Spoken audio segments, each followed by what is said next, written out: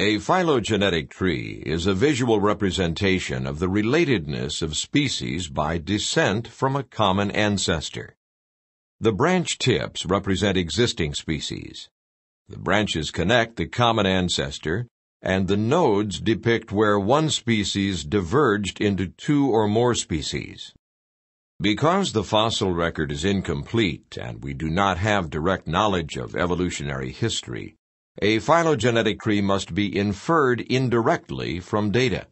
For example, homologous structures, those that are derived from the same body part in a common ancestor, can be examined.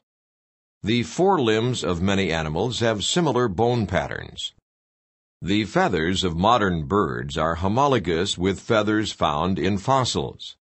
In contrast, wings of birds and dragonflies are analogous. They are derived from different ancestral structures. The cornerstone of tree building is to identify shared derived traits accurately. Species that share derived characters belong to a clade. A derived character shared by clade members is called a synapomorphy of that clade.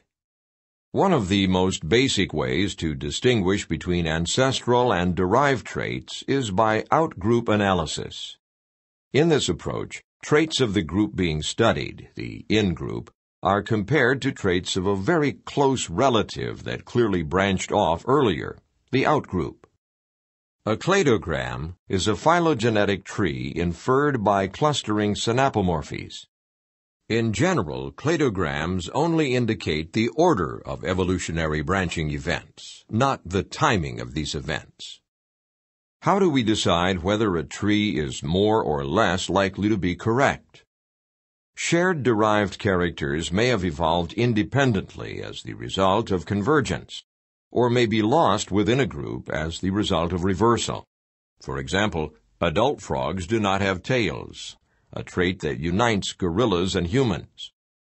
Grouping frogs with salamanders is favored because it requires loss of only one trait, the tail.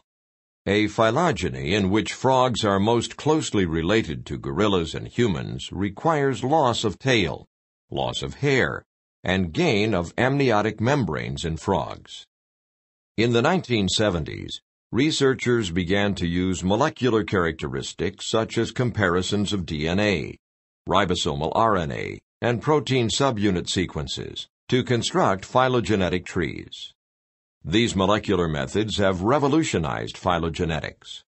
For example, living organisms are now viewed as being divided into three domains: bacteria, archaea, and eukarya. Molecular methods have resulted in a dramatic rearrangement of the protists. Although the fungi are recognized as a kingdom, the algae are now viewed as being scattered among various groups of protozoa. Red algae appear to represent a distinct group, while the green algae are closely related to plants, and the brown algae appear to be related to a specific group of water molds.